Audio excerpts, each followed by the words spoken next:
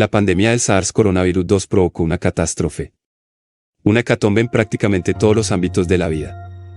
Incluidos por supuesto la economía y las finanzas. Casi de la noche a la mañana el mundo se enfrentó a un escenario fantasmagórico. De repente se establecieron cuarentenas, toques de queda y restricciones de todo tipo. Incluso muchas empresas tuvieron que cerrar de forma indefinida. A medida que la pandemia se extendía, la estupefacción, el miedo y la impotencia se extendieron a lo largo y ancho de todo el planeta. El mundo tal y como lo conocíamos parecía estar viniendo de abajo, y por supuesto los mercados no fueron ninguna excepción. Tras desatarse la pandemia, las bolsas colapsaron. Wall Street, por ejemplo, registró algunas de las mayores caídas de toda su historia. Durante este año trágico, la economía global se contrajo más de un 4%, muchos países desarrollados sufrieron su peor recesión en décadas. El transporte internacional de personas desapareció, más de 114 millones de puestos de trabajo fueron destruidos y tanto la inversión de capital como la inversión extranjera directa se desplomaron. Por momentos dio la sensación de que el mundo se estaba apagando. Sin embargo, hoy las cosas parecen completamente diferentes.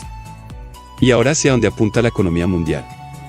Tal y como podemos ver en este gráfico, a partir de ese momento y a pesar de que la pandemia y por tanto sus consecuencias no habían hecho más que empezar, el mercado se dio la vuelta y lo hizo con tanta fuerza que para el mes de agosto ya se encontraba de nuevo en máximos históricos.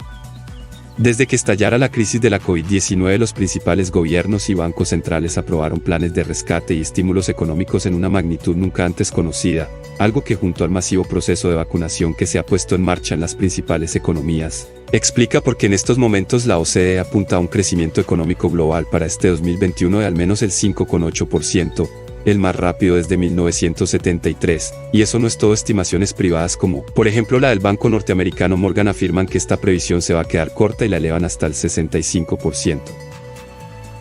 Todo parece ir mejor económicamente, sin embargo, la pandemia ha dejado huella a su paso y a nivel social ha dejado una brecha de desigualdad. El profesor Luciano a continuación hace un énfasis sobre la pospandemia y la globalización. En este artículo nosotros hipotizamos, argumentamos que la globalización no va a regresar a su trayectoria precedente después que termine o que se alivie la crisis del COVID, la pandemia. Las razones son muchas.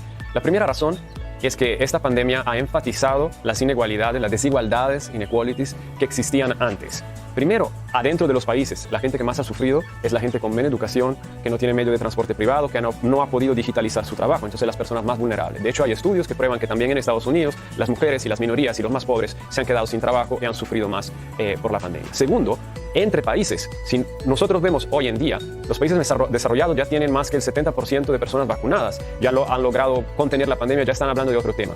En África, por ejemplo, estamos todavía por debajo de 2% de la población vacunada. La mayoría de países pobres todavía están peleando por obtener vacunas y medical supplies, mientras que en los países ricos sobran y hasta no se logra convencer que la gente vacune. Ese tipo de desigualdades fomentan malcontento y pueden llevar al surgir de líderes populistas.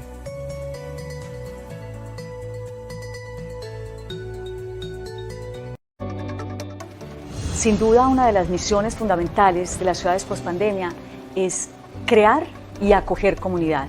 Sabemos que el mundo atraviesa un tema de urbanismo a una escala descomunal, que el tema del medio ambiente es fundamental y el tema de la globalización. Para poder unir y encintar de manera inteligente, valiéndonos de economía de medio, tenemos que pensar una ciudad pospandemia en términos de la restauración, la reutilización y revitalizar espacios. Es decir, la ciudad contemporánea se vale del reuso, volver a usar lo que ya tenemos, valernos de las estructuras y edificios existentes que puedan reacondicionarse a los nuevos retos de las ciudades contemporáneas. Sin duda, la labor de nosotros como arquitectos, como docentes y el papel de la universidad es reconducirnos a una creatividad compartida, en donde nos duela la piel del otro, en donde entendamos que la ciudad es el territorio de todos y para ello entonces estamos acuñando también un concepto fundamental en la ciudad pospandemia y es entender la geopolítica de la cultura.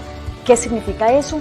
Que ya no son las ideologías políticas lo que nos mueve, sino que es la arquitectura, el diseño, los procesos ingenieriles en busca del mejoramiento de las comunidades, trabajando por una humanidad unificada a partir de preservar el futuro y conservar innovando.